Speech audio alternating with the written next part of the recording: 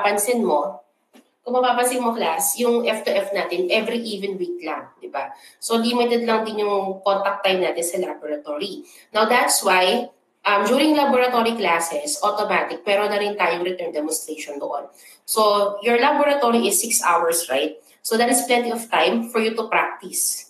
So, for our laboratory, una muna, we're going to discuss muna yung principle. After the principle, may demonstration, and then you have the laboratory practice, and then during the last 3 hours, we're going to have the return demonstration or the practical exam. So, ganun na magiging setup ng lab natin. So, make sure that every laboratory meeting, you are present.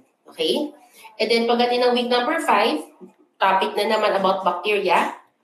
And then, week number 6 is about prelim examination. And then, pagdating class ng midterm, as you can see, sa midterm, puro siya bacteria na talaga. Okay? Pure bacteriology na siya. Okay? And then, we're going to have, pagdating ng week 8, meron tayong lab activity. We're going to do bacteria culture. And then, pagdating ng week 10, we're going to do ID of Staph and Streptococcus. Again, both week 8 and week 10, meron niyang return demonstration. So, may practical, both week 8 and week 10. So, do not miss that class, okay? And then, of course, week 11 is the midterm exam, laboratory online. This is for the theoretical part. But for the skills part, makukuha siya dito sa week 10 and week 8. So, again, paano tayo kukuha ng grades sa lab? Paano bang grading sa lab class? Tandaan nyo class na ang grading system natin sa lab, meron ka rin 3 major exam dyan. Meron kang prelim practical exam, meron kang midterm practical exam, and meron kang final practical exam. Since practical siya, merong skills na kasama. Definitely, di ba? Tulad nito, sa prelim natin, di ba? Sabi ko, ang experiment natin is all about microscopy, di ba? Yan. So by week number 2, microscopy experiment. And then, week number 4 will be the skills ng microscopy. That's the time you're going to demonstrate your skills in microscopy. So we're given week number 2 to practice. Actually, class, you can also practice kahit week number 3. Pwede kayo magpunta sa school during your free time to practice sa microscope. Basta may free time ka, you can go sa kay Ma'am Karen, you may borrow a microscope. Pwede ka makigamit sa research lab. Kasi yung research lab natin class, hindi naman siya palaging may klase. Diba? Hindi naman ganun ka-busy pa. And then you may practice. Diba? Para pagdating ng week number 4, prepared ka na sa demonstrational skills. Kaya nga tinawag ng practical exams, diba? So, ganun din yung midterm natin. So, sa midterm, sa week number 8, mag-perform tayo ng culture. And then after the culture, mag-perform ng return demonstration. Yun yung practical part. Ganun din class sa week number 10. We're going to perform identification of Staph and Strep after the laboratory. Merong return demonstration for the skills and the practicals. But for the midterm class, again, it is also an exam. So that's why there is a portion with theoretical part. Okay? So meron ka rin theoretical part dito sa midterm. Class, wait lang, may tumatawag.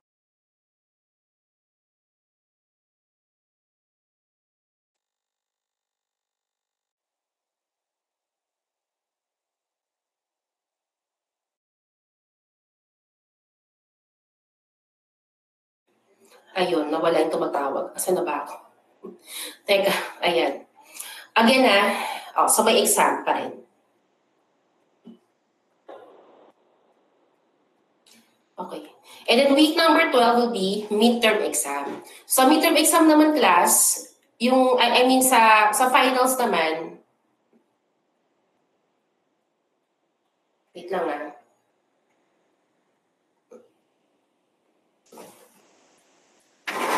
Jeremy, sabi na lang siya, papuntahin na lang sa admission si Domingo.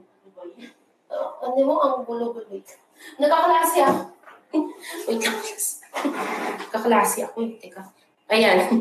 Okay, so week number 12, midterm exam, diba? After the midterm will be the final term. So ito yung mga topic natin ng finals. Puro bacteria din siya. Okay? And then week number 14, this will be our F2F. We're going to perform identification of Enterobacteriaceae. And then after the experiment, pero kayo return demonstration pa rin.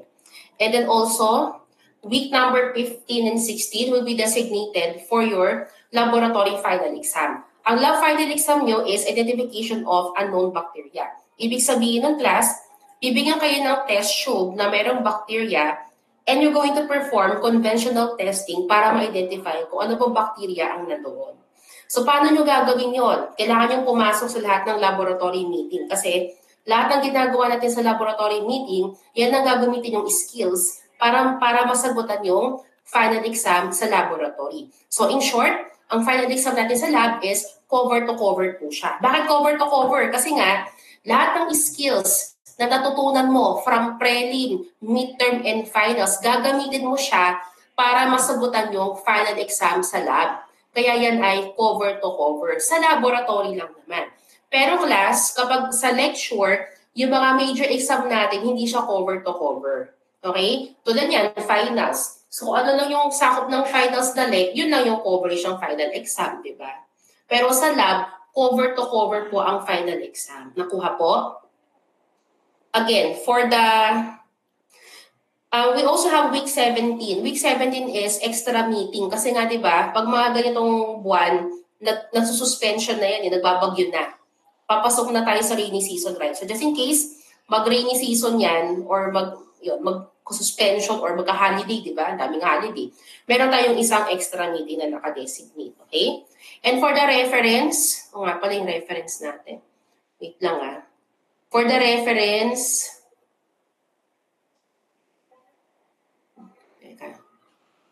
for the reference book, ayan. Ito po yung mga reference book natin. Paki-screenshot na po. So for the main reference, our main reference is Bailey and Scott's Diagnostic Microbiology. Ito po siya.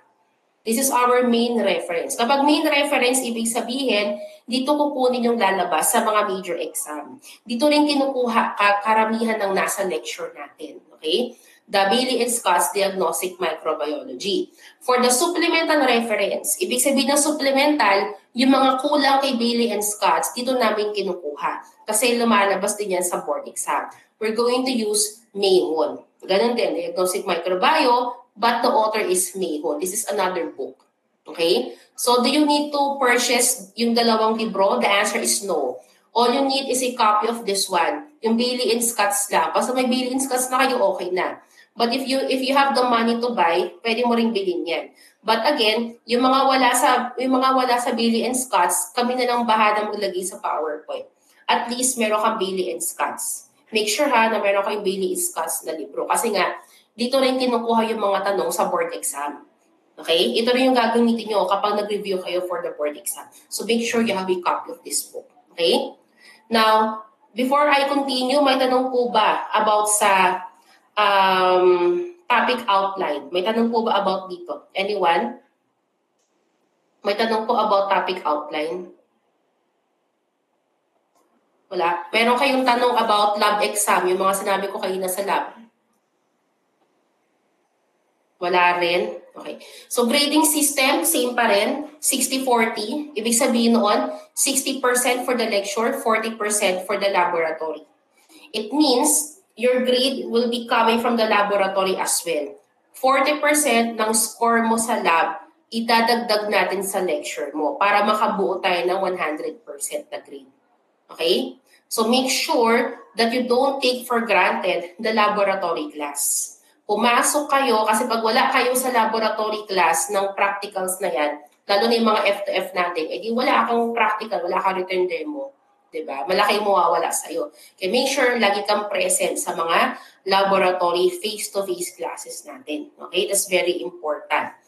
Now, for the Canvas, I already uploaded sa Canvas. Pinost ko na sa Canvas yung announcement regarding sa laboratory materials. These are the required materials in the laboratory. Meron tayong group requirement and individual requirement. So, pagdating sa laboratory, you may choose your own group. Maximum of 6 members per group. Yan ang allowed natin, ha? And then, make sure na meron kayong dalang mga materials. Kasi this is a mandatory requirement every meeting. Now, there are some materials pa na kailangan sa mga experiment. But I'm going to announce you kung kailangan ba magdala. Mag-announce naman in advance. Okay? Ito ay generic lang naman. Now, another one is for the modules. So, you are -2. So, naka-post na. Naka-post na class ang module natin. And then later, meron tayong quiz. Ayan o. May quiz tayo mamaya Ayan. Ang topic na coverage ng quiz mamaya is Introduction to Bacti and of course the lab safety. Mamaya pa naman yung alas 3. Okay. Asa na ba ako? Ayan. Okay, so that is for the orientation proper. May tanong po ba? May question? Okay, so let's start with the PowerPoint presentation ng ating lecture 1. Again, class sa mga naging estudyante ko dati, siguro naman sanay na kayo na every meeting meron tayong quiz. But that is way back in MLSP pa kasi, di ba? MLSP 1. But tandaan nyo, class, this is not MLSP 1. This is bacteriology. Bacteriology is medtech professional. Ibig sabihin noon, lalabas ito sa board exam, di ba? Kaya, mahigpit talaga ako pagdating sa bacteriology. It's different, okay, from MLSP 1. So expect me to discuss. Minsan talaga, class, I can consume 3 hours na dumadaldal ako kasi nga, this is bacteriology. So you have to be prepared. Ganun talaga. Ganun talaga, class, kasi medical program tayo. Kapag medical program, marami talaga tayong inaaral. Diba? Kaya you have to be prepared. Whenever you come to my class, dapat nakapag-aral ka na, nakapagbasa ka na. Kasi ako, hindi ko kayo titigilan ng daldal sa classroom. Magtuturo talaga ako, class. Kahit 3 oras akong dumaldal dyan, kaya kong gawin. Okay? Ganon. Kasi nga, this is bacteriology. I have to teach everything. Okay? Kaya dapat prepared kayo. Ano pa ba? May quiz palagi. Gaano karami yung quiz ko dito? Minsan 20 items, 30, 40, depende class kung gaano kahaba yung lesson. Kaya dapat prepared kayo, class. Nakapag-review na kayo before entering the classroom. Okay? Okay, so simula na tayo. So yung mga naging estudyante ko dati, kilala naman ako, yung mga bago, good luck. Ayan, sige. So let's start with microbiology. So ano bang microbiology, class? So kapag microbiology, this is a study of microorganisms na related sa ating clinical. So maraming microorganisms sa mundo, class. Do we need to study yung mga environmental microorganism? Hindi na, class. We're going to focus more on pathogenic microorganism. Okay, mga pathogens. Kasi nga, this is medical laboratory science, right? And for this program, since bacteriology to, we're going to talk about bacteria. Okay? Yung ibang microorganism, yung mga parasite na yan, fungi, viruses, prions, you're going to study that by next year. Next sem pala, di ba? Kapag third year na kayo. Okay? So sa third year yan. So kapag microbiology, you study microscopic microorganism, meaning you cannot see them using your naked eye. You can only see them using the conventional compound microscope, particularly the bacteria. Okay? So let's focus on bacteria. Now, sa mga bacteria, marami siyang mga levels of classification. Meron siyang domain, kingdom, phylum, etc. But pagdating kasi class sa clinical microbiology, ang importante lang sa atin is to identify what is the genus and what is the species. Bakit, class? Kasi the genus and the species will tell you what specific treatment strategy is best for that. Okay? So, ano example ng mga genus? Ay, nandito pala yung mga titype ko kanina. Anyway. So, ano example ng mga genus, class? Example is Staphylococcus. Yan. That is a genus. Okay? Now, ano ba example ng genus? Streptococcus. Yan. Okay. I hope nag-notes din kayo As I type, dapat nag-notes din kayo. Okay? So again, example ng mga genus is Staphylococcus, Streptococcus. Marami pa yan, class. Okay? Bakit tinawag siyang genus? Bakit class magkakasama sila sa isang genus? Kasi class, when you say genus, anong ibig sabihin nun? It refers to a group of microorganisms with different species that have several important features in common. Ibig sabihin ng class, meron kang iba't ibang bacteria, pero meron silang common denominator. Example is Staphylococcus. So let's go back to our example. Staphylococcus. Ano ba ang characteristic ng Staphylococcus? Lahat ng Staphylococcus, they are cocci in shape. Kapag cocci, ito yung mga spherical bacteria. Bilog. Bilog yung itsura nila. Okay? Ano pa? Lahat ng Staphylococcus, they're all gram-positive. Okay? Kapag gram-positive, ibig sabihin, if you stain them, the color will be purple. Okay? Ano pa? Lahat ng Staphylococcus, they're able to produce the enzyme catalase. So, catalase, positive. Ibig sabihin ng class, so anong example ng pagiging catalase positive? You can actually observe this kapag gumagamit ka ng agua oxidada, the H2O2. Have you tried maglinis ng sugat using the agua oxidada? Diba class, kapag binuhos mo yung agua doon sa sugat mo, ano mangyayari sa sugat mo? Bubula, diba? Right? Bakit class? Kasi lahat tayo, meron tayong Staphylococcus sa ating balat.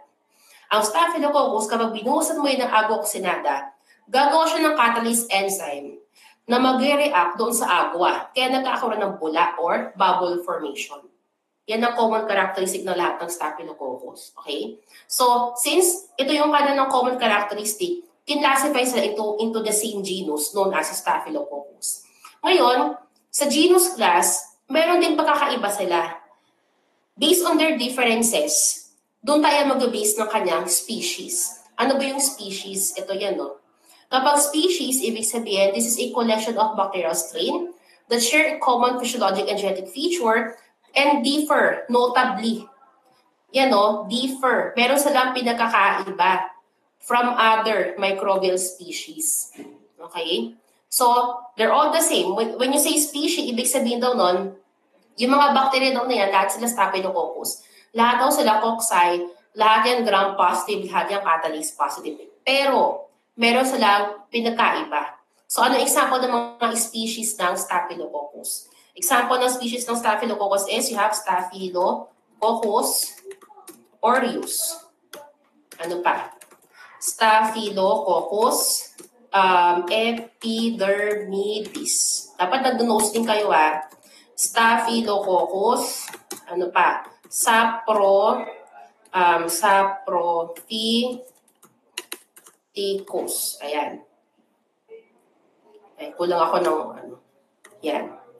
Staphylococcus. Yan. Okay? So, ito yung mga example ng different species ng Staphylococcus. Pero Staphylococcus aureus, Staphylococcus epidermidis, Staphylococcus saprophyticus. So, anong mga pinakaiba nila? Marami class. Pero since introduction pa lang to, mag-base na lang tayo muna sa mga sakit, di ba? Ang Staph aureus, anong sakit ang binibigay niya sa'yo? Pigsa, boils, di ba? Pigsa, right? Pigsa. Kapag sakit, Staph aureus, boils yan. O, Staph epi naman, anong sakit ang binibigay sa inyo? Yung mga nosocomial, when you say nosocomial infection, these are infections you can get from the hospital. Particularly, endocarditis. Okay, yan ang binibigay sa inyo Staph epi. Magkaka-endocarditis ka. Yung isa naman, si saprophyticus, anong sakit? UTI. So can you see kung bakit siyang hiniwala into different species? Kasi, although lahat yan Staphylococcus, lahat sila bilog, kulay violet, merong catalase bubula, di ba? Pero, pagdating sa mga sakit, meron sila pinagkakaiba. Kaya, sineparate sila into different species. Okay? Now, bakit sa medical, hindi mo na kailangan alamin pa itong mga to?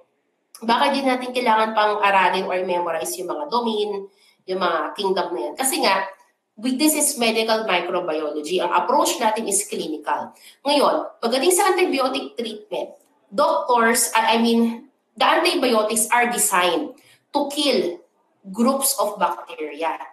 May mga antibiotic na nakadesign para sa mga Staphylococcus. Kunyari, yung mga clindamycin, para yan sa mga Staphylococcus, di ba?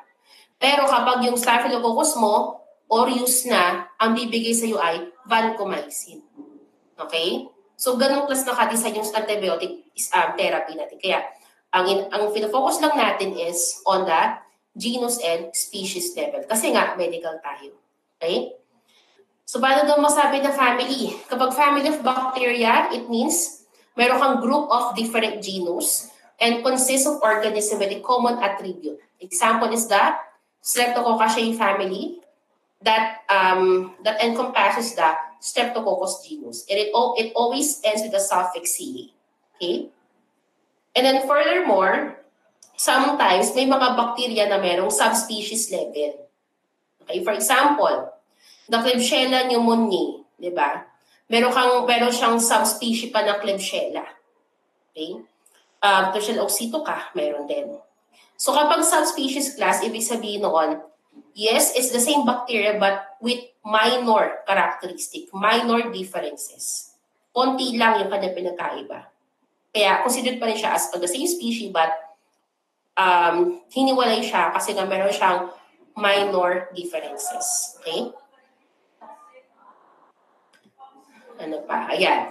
So ano pala ang basis class ng identification ng bacteria? Pagdating sa classification na, paano mo siya ma-identify? Paano mo masabi na ang bacteria na yan is Staph aureus, Staph epi, or Saprophyticus? Diba? Anong reason mo para pangalanan siya? Now, we classify them based on their phenotypic characteristic and genotypic characteristic. Okay, magkaiba yan.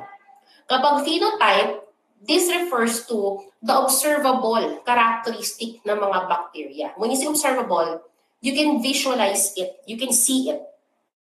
Definitely, since bacteria yan, di ba? Paano makikita yung bacteria? Siyempre, use the microscope, right? Gamitin mo yung microscope para makita mo yung bacteria. So, these are examples of phenotypic characteristics na observable. So, kapag sa macroscopy, that refers to colony morphology on culture media. I'm going to show this to you next week. Makakita na kayo ng mga bacteria na buhay. Okay, next week yung class sa lab. Okay? Now, also this one, microscopic, diba? Makakita na rin kayo ng bacteria under the microscope. So ano yung mga microscopic characteristic ng bacteria? So, you can classify them based on the size. Okay?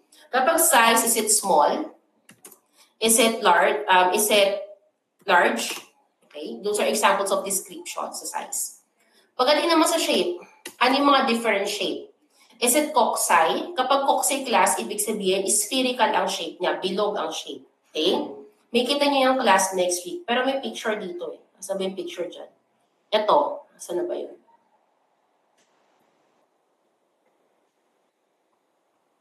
This one. Kapag cocci, bilog, ito, bacteria yung maliliit, yung mga itim na yan, these are cocci. Ito yung bacilli. Kapag bacilli, rod shape. This is the spirochete. Kapag spirochete, spiral. Ito yung mga filamentous. Okay? Kapag gram-positive, kulay purple like this one. Kapag gram-negative, kulay red like this one. Okay? So, going back to the lesson. Saan na ba ako? Ayan. So again, kapag microscopic, ito yung characteristic that you can see under the microscope. Sa shape, pwedeng cocci, pwedeng bacilli, pwede namang spirals or spirochetes and also filamentous.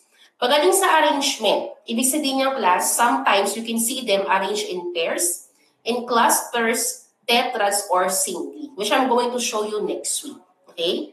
Pwede rin na in chain. Okay? Yan. Singly or in chain. Yan. So, pagdating naman class sa staining characteristic. Okay? The staining characteristic, they can either be gram-positive or gram-negative. Again, kapag kulay purple, it is gram-positive. Kapag kulay red or pink, it is gram-negative. Another one is nutritional requirements. Ibig sabihin, ito yung mga basic nutrition na kailangan nila for them to survive. So, ano yung mga basic? Number one na basic na kailangan is carbohydrates.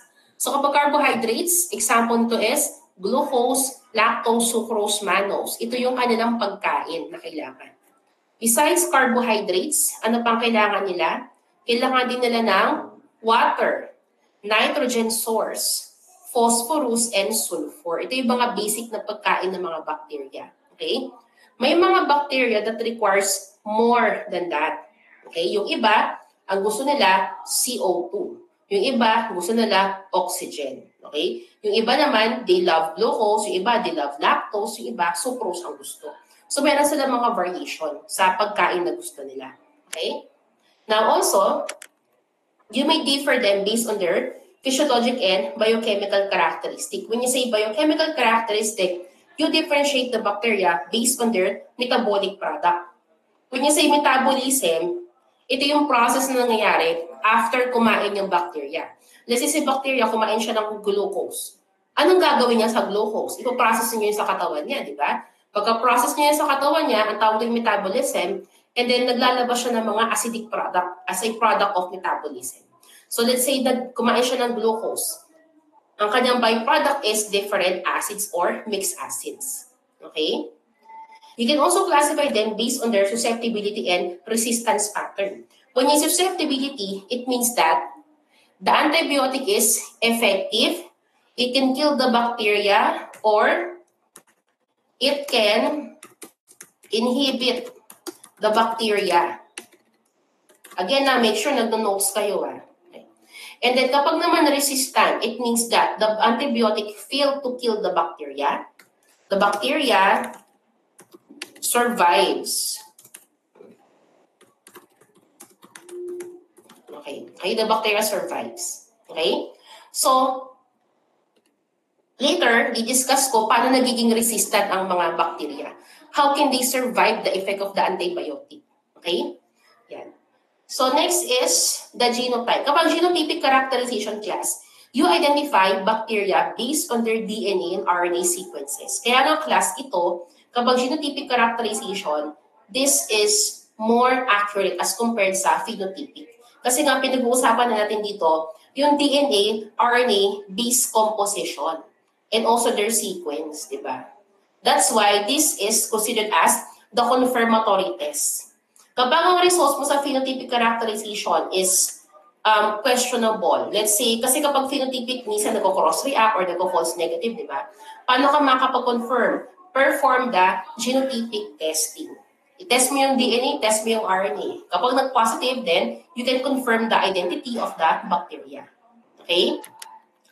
Now, next is the nomenclature.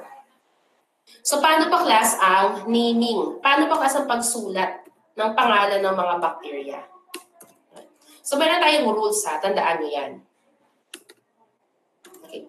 So, kapag class, okay, if you're going to type the name of the bacteria, it should be italicized like this one. Not this. Pag ganito, mali yan, class. It should be like this. Okay? Italicized. Always remember that the first letter is always capital. Yan, no? Yung S sa Streptococcus, lagi siyang capital. And then the rest is lowercase na. Okay? Ito, laging capital yung naunang letter. Okay? And then, so that is if you type it. And then, kapag mag-shortcut ka, pwede naman na yung first letter ng genus lang, followed by the period, and then you write completely the species. Okay? So, ito yung genus, ito yung species, di ba? So, yung genus niya, hindi niya na sinulat yung buong genus, yung first letter lang na capital, followed by the period, and then you have here the species. Okay? How about if you're going to write it using your ball pen and your paper? So, kapag pen and paper lang kayo, this is how you write the name of the bacteria. Okay? So, dapat class, meron siyang underline. For example, Streptococcus pneumoniae. Yan. So, this is how you write it down. Okay? Nakita nyo, hindi siya naka-italicize kasi nga, ikaw ay gumagamit lang ng ballpen at papel, pero meron siyang underline sa ilalim. Okay? Yan. Next is the bacteria. So, ano ba yung general characteristic ng mga bacteria? So, bacteria, they are prokaryotic cell. Yan ang pinakaiba nila sa mga tao. Tayo mga tao, we are eukaryotic. Tayo ay multicellular. Kaya nga, di ba, meron ka mga cells na gumagawa ng tissue, na gumagawa ng organs, at yung mga organs mo, gumagawa ng tao, di ba? Yun. Kaya nga, class, tayo ay multicellular. Sila, isang cell lang sila, isang cell lang. Unicellular lang sila. As in, isang cell, yun na yun. Di ba? Bacteria na yun. Ganong class ka-unique ang bacteria. Unicellular. Pangalawa, wala silang true nucleus. Tayo mga tao, class, nasan yung DNA mo, by the way? Saan nakalagay yung DNA mo? Yung DNA mo, nasa nucleus na merong nuclear membrane. Diba? Lahat tayo. Diba? May ganun tayong lahat. Pero sa bacteria, yung DNA niya nakakalat lang sa kanyang cytoplasm. Kasi nga, wala siyang nucleus, wala siyang nuclear membrane.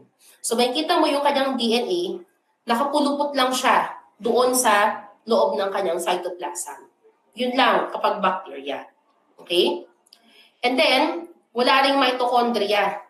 Kaya ang bacteria class, gumagawa siya ng energy sa kanyang cytoplasmic membrane. Diba? Cytoplasm siya mismo gumagawa ng energy. Tayo, meron tayong mitochondria, which is known as the powerhouse of the cell. Doon tayo gumagawa ng ATP. Yung mga bacteria, gumagawa sila ng ATP sa kanyang cytoplasmic membrane. Wala rin silang endoplasmic reticulum. Para sabi yung ER na yan. Yung ER, yan yung kinakapitan ng mga ribosomes, diba? For protein synthesis, diba? Ngayon, kung wala silang ER, paano sila gumagawa ng protein synthesis? Kasi meron pa rin silang ribosomes. But the ribosomes, they lie freely on the cytoplasm of the bacteria. Nakakalat lang sila sa cytoplasm ng bacteria. Wala silang Golgi bodies. As we all know, class, ang Golgi body, importante yan, di ba? For detoxification ng cells, di ba? Since wala silang Golgi body, paano sila nag-detoxify or paano sila nag-transport ng mga proteins, di ba? Meron silang mga special periplasmic space that can do that. Meron din sila mga transporter molecule that do that. So kung ano yung function ng Golgi bodies, meron silang kapalit din doon. Meron silang mga transporter molecule, meron silang mga periplasmic space. Okay? Yun ang difference natin sa kanila. So this is the bacteria. So pagdating klase structure, ang una nating aralin is the component. Classmate lang. Ano na naman to? Anong gagawin ko? Wait lang, class. Career. Logo. Anong year na yun?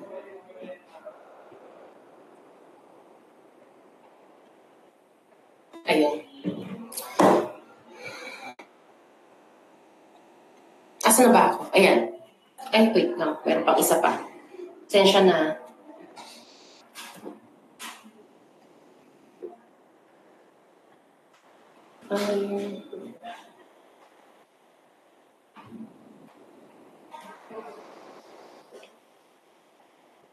Asa na ba ako? Ayan, cell envelope. Sorry ha, kasi alam niyo naman, di ba? I'm also the program head. Ang daming mga kailangan ng mga tao. Anyway.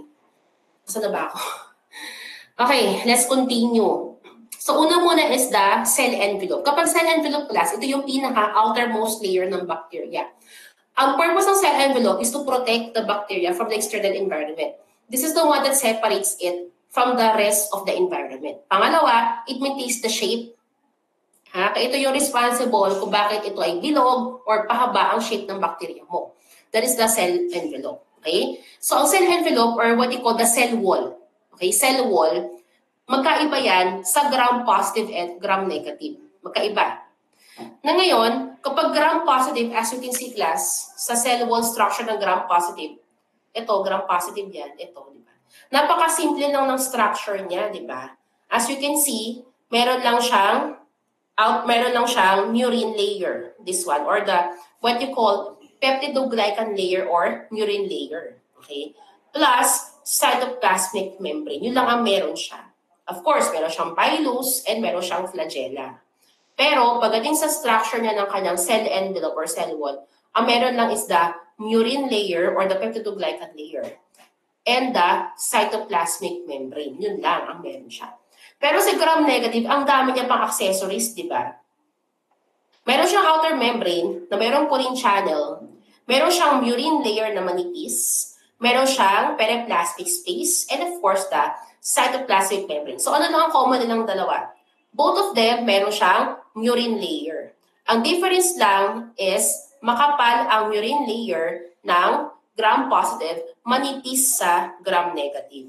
Both of them, merong cytoplasmic membrane. Both of them, merong villi. Both of them, merong flagella. However, sa flagella, as you can see, yung rings ng gram-positive, dalawa lang. sa gram-negative 5. May mga reason class may mga purpose kung bakit ganyan. So, pag-usapan muna natin ito dito sa outer membrane. Okay. So, sa outer membrane class, that is for the outer membrane, it is only seen in gram-negative bacteria. Ano ba ang function ng outer membrane?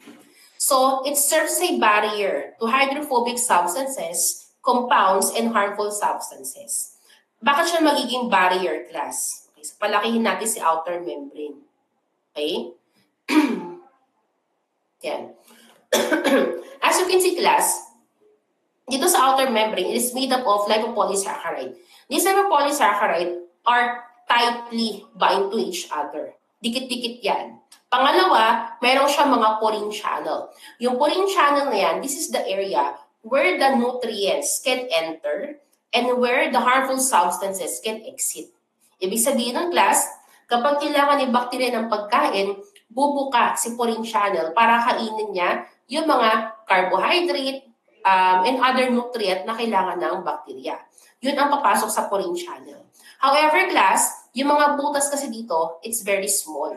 That's why, if the bacteria encounters antibiotic, it will not penetrate easily. Why? Because it is very small ang porine channel mo. Antibiotic molecules are large. Malalaki yun. Okay? Hindi siya kasya sa porine channel. If the antibiotic is very strong, makakapasok pa rin naman si antibiotic, but it will take time. Mas matagal. Kaya nga, di ba, kapag nagreseta yung doktor, minsan sabihin nila, inumin mo yung antibiotic ng 7 days. Inumin mo ito ng 14 days. Depende kasi, class, kung ano yung bacteria na dumapo sa'yo. Kasi nga, yung effect ng antibiotic, pwedeng matagalan. Kasi nga, class, meron silang mga porine channel that will block the entry of the antibiotic. Yun ang nangyayari, class, sa outer membrane ng mga gram-negative bacteria. Okay? Matagal bago makapasok si antibiotic. Kasi nga, meron siyang outer membrane. Ngayon, yung porine channels na yan, sabi dito, that is the one that controls the passage of nutrients and other substances, including antibiotic in the outer membrane. Kapag yung substance na yan is harmful sa bacteria, dito rin lalabas yung harmful substance. Meron silang tinatawag na efflux pump, wherein the gram-negative can pump out yung mga harmful substances tulad ng antibiotic. Kaya nga, class, pagdating sa mga infection, matindi kapag tinamaan ka ng gram-negative. Tulad ng pneumonia, di ba?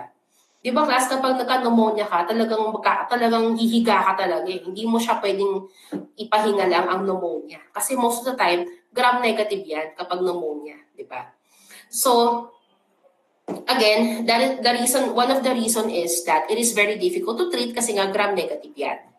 Pangalawa, ang outer membrane, class, it also serves as attachment site sa mga cells. So, kumakapit si bacteria sa atin kasi nga meron siyang outer membrane. This is sticky. Sticky yan. So, kumakapit siya sa mga cells na because of that one. Okay? Now, besides the outer membrane, ano pang meron sa kanya? Meron siyang murin layer. So, kapag murin layer, ang ibang tawag ay peptidoglycan layer. Pareho lang yung class. Peptidoglycan or murin layer. So, pagdating class ng murin layer, for the gram-negative, very thin, manipis ang kanyang murin layer. Kasi nga, hindi niya naman talaga yan masyadong kailangan. Unlike yung gram-positive na wala nga siyang other parts, murin layer lang ang meron siya. That's why makapal yung kanyang murin layer. So, anong purpose yan? This will block out yung mga toxic substances. So, kapag naka-encounter siya ng antibiotic, since makapal yung kanyang murin layer, mabagal din ang pasok ng antibiotic mo. Kasi nga, makapal yung kanyang sisirain. Okay? Again, the murin layer of the gram-positive is very thick, makapal like this one. For the murin layer, narito rin yung mga kanyang identifying carbohydrates tulad ng N-acetylglucosamine and N-acetylgalactic acid together with the diaminopymidic acid. Okay?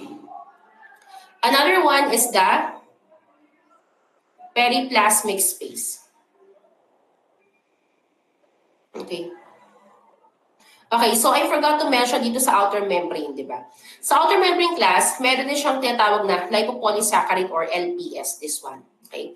So kapag LPS class or lipopolysaccharide, this is the part that can actually cause fever and shock sa mga pasyente mo na mayroong gram-negative infection.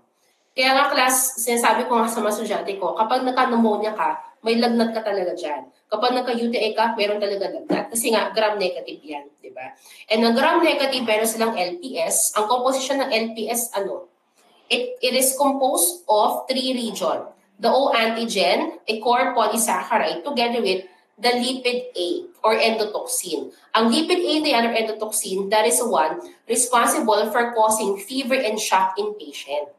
So kung may pneumonia ka, magkakalagnat ka. Kung may UTI ka, magkakalagnat ka. Kasi nga yan ay gram-negative bacteria because of the lipid A or the endotoxin. Okay?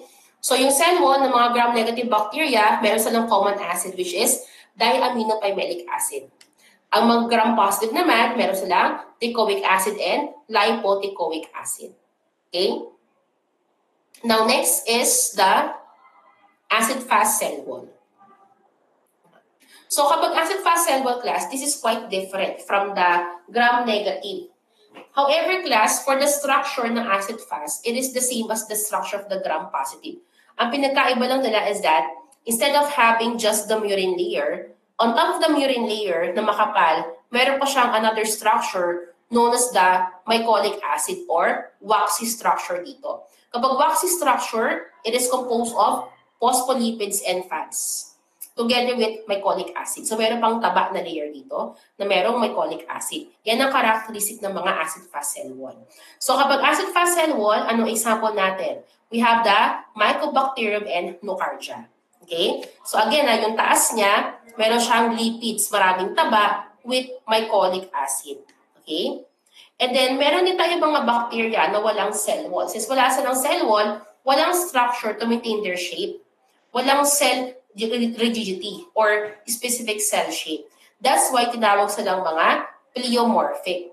When you say pleomorphic, ibig sabihin noon, sometimes they can appear as spherical. Minsan bilog sila, or minsan elongated, or sometimes rod shape. Mabago-bago yung kanyang shape kasi nga, wala siyang cell wall that will maintain the shape of the bacteria. Example of that is the Mycoplasma and Ureaplasma. Although wala silang cell wall, meron pa rin silang protective layer known as the sterol.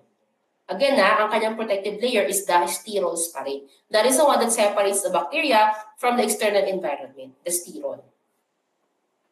Okay? So let's talk about the periplasmic space. Ano yung periplasmic space na yan? Ito siya class O. This one. This is the periplasmic space. Again, nakikita mo lang yan sa mga gram-negative bacteria. Anong function ng periplasmic space na yan? So the function is, it is necessary for detoxification. When you say detoxification, ibig sabihin nun, just in case meron mag-penetrate na harmful substance tulad ng antibiotic, anong gagawin ng bacteria?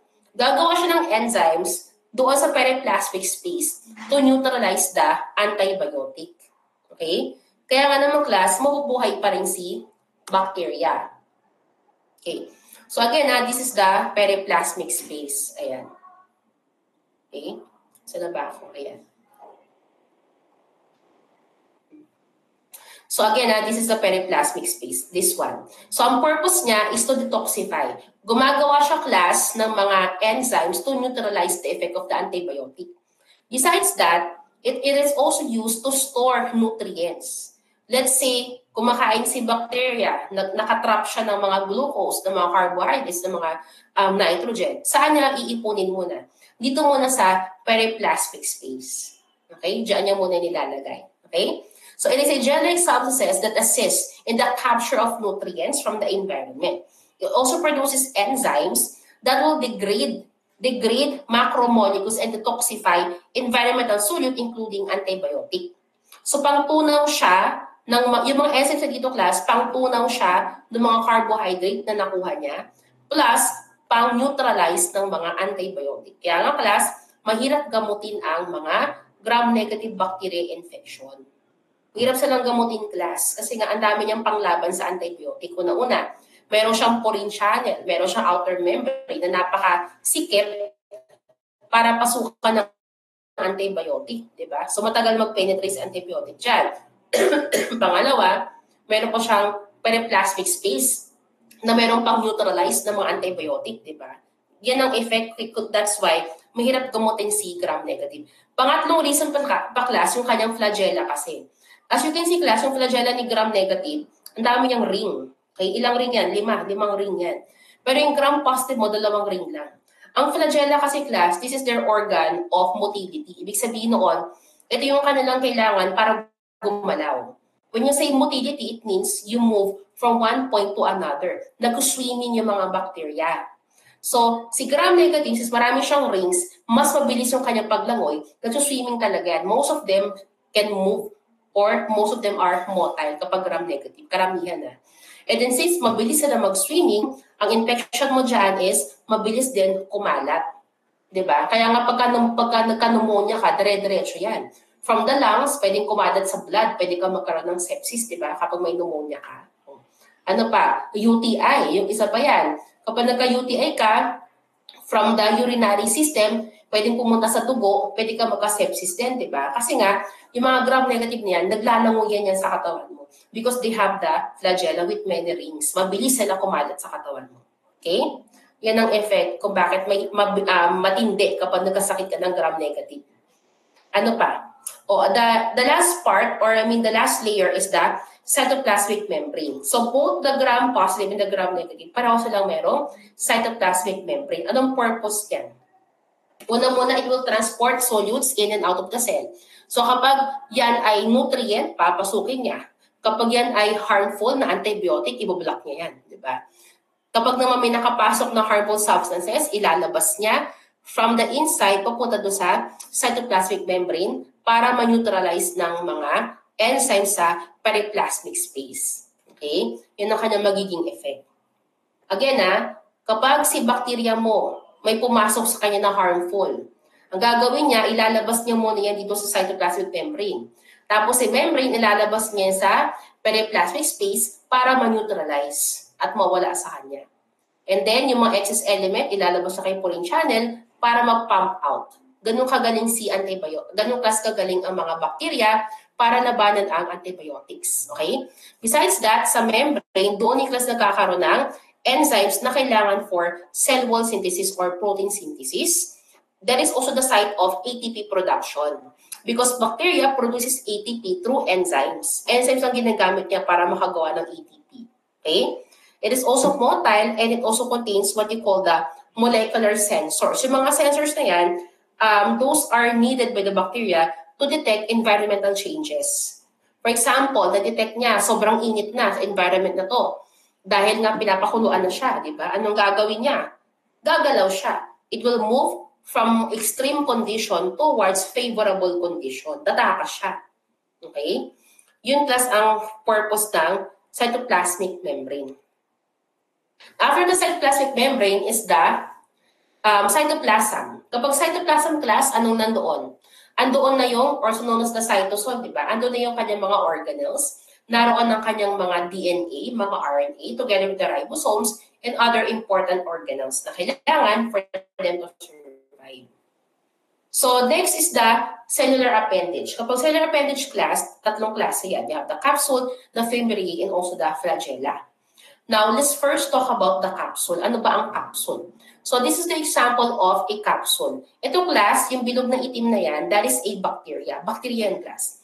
This is gram-positive cocci in chain. Ito, gram-positive cocci in chain, gram-positive cocci in chain, gram-positive cocci in chain. This is gram-positive cocci in singly, kasi mag-isa lang siya.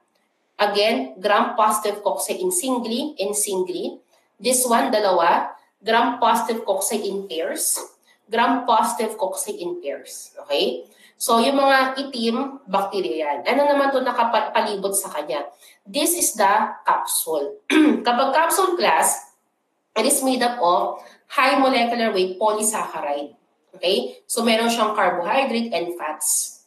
Ngayon, ang purpose niya is to protect the bacteria. Binabalutan niya yung bacteria to protect it against your immune system.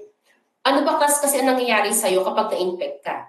Kasi class, pag may pumasok na bacteria sa katawan mo, ang gagawin ng katawan mo is to kill the bacteria. Paano niya papatayin? It will undergo phagocytosis. Ibig sabihin ng class, your white blood cells will now engulf the bacteria. Kinakain niya. Yan ang nangyayari kapag merong phagocytosis. The white blood cell engulf the bacteria. Kinakain niya. Sinong white blood cell ang nangangain ng bacteria? These are your neutrophils and monocytes. They are your phagocytes na tinatawag. Okay, sila yung kumakain ng bacteria. Ngayon, pag nakain nila yung bacteria, edi wala ka ng bacteria, di ba? Gagaling ka na. Kaya nga class, may mga infection na self-limiting. When you say self-limiting, hindi mo kailangan magpa-hospital. Let's say, uubuhin ka na ng ilang araw. Pahinga mo lang. After 3 days, magaling ka na. Kasi nga, gumana yung immune system mo. Meron ka mga phagocytes na kumain ng mga bacteria mo. Kaya okay ka na after 3 days. Wala kang ininom na gamot, nagpahinga ka lang, di ba? Pero kapag ang bacteria mo, mayroong capsule, yung mga white blood cell mo, they cannot see, hindi nila makikita kasi yung bacteria. Kasi nga, nagtatago yung bacteria sa capsule. So si bacteria, dumadami siya ng dumadami, and the phagocytes cannot do anything about it. Kaya ka nagkakaroon ng pneumonia or severe infection. Okay? Now, what will happen kapag marami ka ng bacteria na may capsule? They can aggregate, they can stick to each other. Pwede sila magtiktikit, forming what you call slime layer or biofilm. Diba? Ano bang itsura ng biofilm? So sa mga catheter class,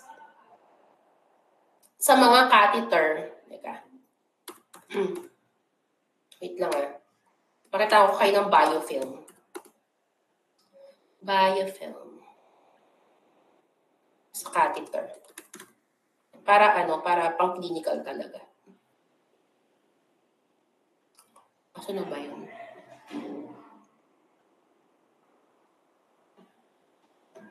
Ayun, may nakita kong catheter na may biofilm. Pakita ko sa inyo share ko. Para makita niyo itsura ng biofilm. Although meron kasi mga picture ng biofilm na very ideal, di ba? Yung mga pang-bacteria lang. Pero this one, pakita ko sa inyo yung itsura niya sa tunay na buhay. So ito class catheter yan. Alam niyo yung catheter, di ba? Right? Yung catheter, ito yung pinapasok sa urethra ng mga pasyente mo sa ICU na yung mga hindi makagalaw, di ba? Makikita niyo class, meron siya parang sipon dito, di ba? Yung parang sipon na yan, that is biofilm. Biofilm yan class. Okay? Ano ba yung biofilm? Ito yung aggregation ng mga bacteria. Ito yung mga bacteria na nagdikit-dikit. They form a slimy layer known as biofilm. Sa tunay na buhay, mukha siyang sipon. Okay? Yan ang biofilm. Ano pa bang sample ng biofilm dito? Sa bacteria naman, so under the microscope, ano itsura ng biofilm? Sabi ko nga, ito yung mga nagdikit-dikit na mga bacteria, which is this one. Ito yung mga bacteria, nagdikit-dikit sila, forming a slimy layer known as the biofilm. Ito yung kanyang microscopic appearance. Pero pag sa tunay na buhay, yung pinakita ko kayo ng picture ng catheter, ganun ang itsura niya. Para siyang sipon na nasa catheter. Diba? Yan ang example, okay? And then, ano pa? Saan na ba yun? Ayan. So, kapag ang bacteria mo, meron siyang capsule, tingin nyo ba, madali ba yung gamutin? Hindi, di ba? Kasi nga, ang dami niyang protection. Okay? That's why, it is also resistant kapag may capsule. Okay? Ano pa? Fimbriae, ayan. Kapag Fimbriae class, ito yung part ng bacteria na ginagamit niya to attach itself to surfaces. Saan ba kumakapit si bacteria? Unang-una, kailangan niya kumapit sa iyo, sa cells mo. Di ba? It needs to attach to your cells. Okay? So, ang pangkapit niya is the Fimbriae. It also needs to attach to other bacterial cell. Bakit siya kailangan tumabi sa ibang bacteria? For them to form aggregates or layers such as biofilm, di ba? So, yan ang pampakapit niya. Saan pa siya kakapit? Sa mga surfaces, sa lamesa. Saan ba? Sa doorknob, di ba? Kaya nga, di ba, sabi ko sa inyo noon, ang pinakamadumi na parte ng classroom nating lahat is the doorknob. Kasi lahat ng bacteria ng kamay mo, naiiwan mo dyan sa doorknob, kumakapit yan. So kung meron kang 50 estudyante sa classroom, lahat yung humawak sa doorknob, aba, ilang milyong bacteria na yung nasa doorknob mo. Kasi nga, yun ang nature ng bacteria. Nature niyang kumapit sa mga environmental surfaces. Sa doorknob, sa lamesa, sa cellphone. Yan, yung cellphone mo na hindi mo man lang pinupunasan, di ba? Punong-puno na yan ng bacteria. Okay, hindi mo lang alam. Right? Yan. Kasi yan ang nature talaga ng bacteria. Pangalawa is the pili. Ang pili class, this is the pili. Ito, yan. Yan, ang purpose ito is for conjugation or for sex, di ba? Para mag-reproduce ang bacteria. Kapag naglabas siya ng pili, it will attach itself to another bacterial cell. Doon na magkakaroon ng exchange of genetic material. ano class ang genetic material na kailangan niyang ipasa? Tandaan yung class na ang bacteria na merong pili, the one that initiates the sexual contact or the sex pili or conjugation is the F-positive cell. Ano yung F-positive? When you say F-positive cell, ito yung mga bacteria na merong resistant gene known as the plasmid. Okay? Ang plasmid class, DNA yan ng bacteria that carries antibiotic resistant. Kapag ang bacteria mo, meron siyang plasmid, siya ang magsisimula ng conjugation. Ilalabas niya yung pilay niya, saan niya didikit? Doon sa bacteria na walang plasmid. Ba't niya gagawin yun? Kasi nga klase itong bacteria niya na F-negative. Kapag F-negative, walang plasmid, di ba? Ito yung mga bacteria na susceptible sa antibiotic. Okay? Ang gusto ng bacteria, mag-survive siya. Ayaw niyang namamatay siya. So kapag nakita niya na merong bacteria na walang antibiotic resistance, papasahan niya yan ng antibiotic resistance. Para dumami sila, para mag-replicate sila. Okay? Kaya class, dumadami ang bacteria na resistant because of their natural process, their natural way to survive. Survival instinct kasi nila yan, class. Na kailangan daw ipasa niya yung resistant gene dito sa susceptible na bacteria. Kaya ito, pag nakipag-sex sa dyan, ito, magiging resistant na rin siya. Instead of being F-negative, nagiging F-positive na rin siya. Again, nag-initiate ng sex sa kanila yung F-positive na cell. Okay? Kasi nga, gusto niyang ipasa yung kanyang pagiging resistant dito sa susceptible na bacteria. Kaya ito, resistant na rin. Diba? Mahirap na rin siyang patayin ng antibiotic. That's what happens during conjugation. Okay? So, pili, non-motile, long hollow protein tube that connect two bacteria cells and mediate DNA exchange. They pass on the plasmid or the resistant genes. Okay? Next is flagella. Kapag flagella class, ito yung kanilang component for movement or motility. When you say motility, technical term yan class when you say the motile ng isang cell, anong ibig sabihin noon? It means that it can move from one point to another. It can move from point A to point B. Okay? May mga bacteria na makikita mo na para lang silang nanginginig. They do not move. Diba? Kapag di sila gumagalaw, they are non-motile. Okay? Kapag naman nakita mo yung mga bacteria, they are swimming. Okay? They are swimming from one point to another. Nag-swim sila. Diba? Then, they are motile.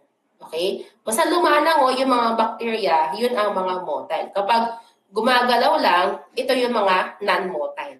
Okay? So, meron ka mga different types of flagella based on their location. Meron ka monotrichous like this one. You have the lopotrichous like this one. The amphitrichous and also the peritrichous. Yung iba, walang flagella. Kapag walang flagella, non-motile siya. Non-motile. Okay? And ano ba yung motion niya? They are rotary in motion. So yung galaw ng flagella mo, para siyang propeller ng barko na rotary. Ganun siya kabilis. Okay? So bakit niya ba kailangan gumalaw? Gagalaw ang bacteria mo para mag-survive siya. Okay? Merong reason kung bakit siya gumagalaw. Una muna, kailangan niyang gumalaw para makakuha ng pagkain. Diba? Ang tawag dyan ay chemotaxis. So if it needs sugar and amino acids, it will go from point A to point B. Let's say, naubusan na siya ng pagkain kung nasaan siya ngayon. Gagawin niya, mag-swimming siya, pupunta sa ibang area na mayroong pagkain. Ang tawag ay chemotaxis. It also seeks out oxygen or gases na kailangan niya. Ang tawag dyan ay aerotaxis. If it seeks out light, ang tawag ay phototaxis. Kung naghahanap siya ng electrons, ang tawag ay electron acceptor taxis. So in short, gumagagalaw siya para mag-survive kasi kailangan niyang kumain. Kailangan niya ng nutrients, kailangan niya ng light, kailangan niya ng air, kailangan niya ng electrons. Yun ang reason kung ba siya gumagalaw. Another reason kung ba siya gumagalaw is because of sensory transduction. Ibig sabihin ng class, the bacteria, they can sense if the environment is not favorable for survival. Let's say, the environment became too hot. Sobrang init na ng temperature, aalis siya dyan. Yung environment niya, nawala ng pagkain, aalis siya. Yung environment niya, naging acidic, sobrang acidic na, aalis siya dyan. Environment niya, naging masyadong maalat, or what you call the halophilic na. Ayaw niya ng alat, ayaw niya ng asin, aalis siya doon. Diba? Basta nakasense siya ng something na pagbabago sa kanyang environment, aalis siya. Okay? Yan ang tinatawag na sensory transduction. This is a mechanism by which a change in cell behavior is brought about in response to the change in the environment. Okay? Ano pa? So the flagella is made up of antigens. Anong structure ng flagella natin? Una muna, meron siyang tatlong part. You have the filament, the hook, and the basal body. Now, the hook is the joint. Yung basal body mo, nandoon yung mga rings niya for movement. Okay? And then you have the filament. Yung filament na yan, it is made up of proteins known as flagellin. Okay? Ito yung flagellin that makes up the filament. Okay?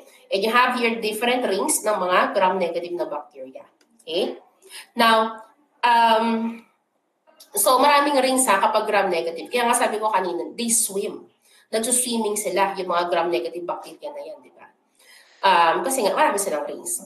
Again, meron siyang L-ring that is embedded in the lipid bilayer.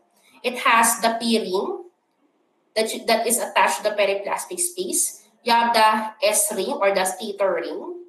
You also have the M-ring or the motor ring and also the C-ring. Okay? Those are the different rings ng flagella ng gram-negative. Kapag gram-positive class, dalawa lang. Meron lang silang 2 basal body rings. That's why most of the gram-positive are non-motile. Karamihan sa kanila non-motile. Kasi nga, dalawa lang yung kanilang rings. So, hindi sila masyadong gumagalaw. Okay? Next is the cytosol. So, class kapag cytosol or cell interior, ito yung kanyang cytoplasm, di ba? So, again, sa cytoplasm ng bacteria, anong nandoon? Yung kanyang mga organelles, yung kanyang plasmid for resistance, yung kanyang DNA, tsaka RNA. Kung meron siyang spore, meron din. Andun yung kanyang mga nutrients na can be seen as inclusion bodies. Naroon ang kanyang ribosomes. Ano pa bang nandun? And also some organelles nandoon sa cytoplasm or cell interior. Okay? Ngayon, ano daw yung mga granules na makikita mo sa bacteria? So, kapag mga granules class, the reason behind that is that meron siya mga polysomes and inclusion bodies. Yung mga polysomes and inclusion bodies, these are deposits of nutrients. Sabi ko nga kayo na class, yung bacteria, kailangan niya ng food to survive, di ba? Ngayon, yung food na yan, kapag meron siyang excess food, anong ginagawa niya? Kino-convert niya yan into different products. And then those products are being stored in the cell. And they look like granules. They appear as granules. Okay? Now, ano yung common types of granules? Meron siyang glycogen, which is a storage form of glucose, and polyphosphate granules, which is the storage form of inorganic phosphate. So, ano ba yung example ng mga pagkain na yun na iniipon niya? These are the 3 food na iniipon niya. Okay? Kapag meron siyang excess ng nitrogen, sulfur or phosphorus, and also carbon, it will convert that into poly-beta hydroxybutyric acid. Okay? Kapag naman meron siyang excess na carbohydrates, it will convert that into glycogen. Kapag merong excess sa sulfur, it will convert that into sulfur granules. If there's an excess of phosphate, it will convert that into granules of polyphosphate. Bakit niya kailangan itong itago, class? Bakit hindi na lang siya kumain? Diba? Tapos pagkakain niya, ilabas niya yung byproduct niya, diba? Parang tao, pagkakain mo, dumudumi ka, diba? Ba't hindi na lang ganun? Kasi nga, class, ang bacteria, ang kanilang nature is to survive. Nag-iipon sila ng pagkain sa loob ng kanilang cell just in case naging depleted ng pagkain sa environment niya. Meron pa rin siya makakain. Okay, yan ang kanyang purpose. So kung tayo mga tao, meron tayong refrigerator, kung saan natin nilalagay yung pagkain natin, yung mga bacteria, yung refrigerator nila, ito mga to. Nandun lang sa kanilang katawan din, sa kanilang cytosol, iniipon nila yung mga sobrang pagkain doon para meron silang makain kapag nawala ng food sa environment. Kasi nga, they need to survive. And then those storage form of nutrients appear as inclusion bodies. Kapag tinignan mo sa microscope, mukha silang mga granules. Okay? Another one is, on the cytosol, andun yung mga andun yung mga bacterial ribosomes. Sabi ko nga kanina, ang ribosomes, anong meron dyan? That is a site of protein synthesis. And then the ribosomes can be found lying freely on the cytoplasm. Okay? Ano pa? Sa cytosol, naroon ang bacterial chromosome. So kapag chromosome ng bacteria, it is circular or tightly coiled, DNA and RNA, that you can see lying freely on the cytoplasm as well. Nandun lang siya sa cytoplasm niya. Okay? Nakakalat lang doon. Is ano pa ang nasa cytoplasm? Meron siyang plasmids. Plasmid. Sabi ko nga kanina, yung mga plasmid, this is the DNA that contains antibiotic resistance. Okay? So yan ang laman ng cytoplasm ng mga bacterial cell. Now, there are some bacteria na meron silang spore or endospore, particularly the Bacillus and the Clostridium. Now, para saan class yung spore na yan? Yung spore class, that is also another survival mechanism ng mga bacteria. Ang ginagawa class, kapag merong spore yung bacteria, it is highly resistant sa mga extreme condition. For example, extreme temperature, sobrang init, sobrang lamig. Mabubuhay ba ang bacteria dyan? Normally, hindi, di ba? Kaya nga class, pag nagpakulo ka ng tubig, namamatay yung mga bacteria. Except kung meron siyang spore. So, yung tubig mong pinakuluan dyan, kahit pinakuluan mo siya for more than 10 minutes pa, meron pa rin matitirang bacteria dyan. Ang natitira, yung merong spore such as Bacillus and Clostridium. Ano pa example natin dyan? Yung ano, di ba, yung sa safeguard, right? Di ba sabi niya safeguard? Pag ginamit mo yung sabon nila, patay ang 99.9% ng germs. Pero merong 0.1 na buhay, di ba? Yung mga 0.1 na buhay, yung mga merong spore.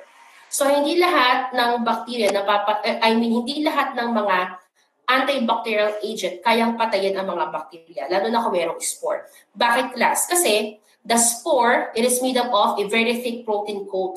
Napakakapal na protein yan na that makes it highly resistant sa mga chemicals. Kaya kahit mag-alcohol ka, punasan mo yung kamay mo ng alcohol, punasan mo yung sarili mo ng Lysol, diba? Kahit maligo ka pa ng chemical dyan, hindi pa rin mawawala lahat ng bacteria sa katawan mo. Kasi nga, yung mga merong spore, resistant pa rin sa chemicals. So, resistant din sa temperature. Kahit magpakulo ka ng tubig, meron pa rin may iwan ng bacteria dyan. Resistant siya sa starvation, ibig sabihin kahit walang nutrient, kaya niyang mabuhay. Resistant sa dehydration, kahit walang tubig, kaya niyang mabuhay. Resistant sa mga UV and gamma rays, and resistant sa drying or desiccation. Bakit siya naging resistant sa ganyang mga extreme condition? Kasi class, kapag napunta si bacteria sa environment na hindi na favorable, let's say, nagpapakulo ka ng tubig, di ba? Tapos mayroong mga bacillus doon and clostridium sa pinapakuluan mong tubig. Siyempre, since mainit na, ang mangyayari talaga, masisira yung cell. Pero, since meron siyang spore, ang gagawin niya, lahat ng pagkain na tinago niya, sabi tinago niyang pagkain. Itong mga to, di ba? Di ba sabi ko kanina, ang bacteria nagtatago ng pagkain, right? Lahat ng tinago niyang pagkain, ipapasok niyo doon sa spore. So, itong mga to, mapupunta doon sa spore. Ano pang ilalagay niya sa spore? Mapupunta rin doon ang kanyang mga DNA and RNA. Okay? Plus, a few moisture or water. Yun ang mapupunta doon sa spore. Maglalagay siya doon ng pagkain, itong mga to, ilalagay niya sa spore. Yung kanyang DNA, ilalagay niya rin doon sa spore. Plus, konting amount of water, ilalagay niya sa spore. Ngayon, since resistant nga ang spore na yan, kahit pakuluan mo yung tubig, masisira lang yung cell, pero yung spore, andun pa rin, intact pa rin. Now, once the spore is able to go back sa mga favorable condition, let's say yung tubig ay ininom mo na, lumamig na yung tubig, ininom mo na yung tubig class. Pagpunta ng bacteria na yan, yung spore, pag napunta yan sa tiyan mo, your intestine is very favorable, di ba? Yung intestine mo, maraming nutrients dyan. Then, mapupuhay na siya sa intestine mo. Kaya, sasakit na yung tiyan mo, class. Okay? So that's why, kahit magpakulo ka ng tubig, minsan, sumasakit pa rin yung tiyan mo, di ba? Kasi nga, hindi lahat ng bacteria namamatay pag pinakuluan mo ng tubig. May mga nabubuhay pa rin. Okay? Example dyan, yung mga Bacillus and Clostridium. Okay? Ano pa? So, yun kasi ang kwento ng spore. So, kada isang bacteria, may isang spore lang. At yung kanyang spore, pero siyang different location. Pwede mo siya makita sa terminal end, subterminal, or central. Like what you can see here on the pictures. Okay? Now, next is the morphology. Ayan. For the morphology, again, papakita ko ito sa inyo next week. Meron tayong laboratory, di ba? So, kapag cocci, ito siya yung bilog. Yan. Mga circular, those are the cocci. Kapag bacilla yung rod shape, for spirochete, the spirals. Meron kang filamentos dito. You have here the cocci in pairs.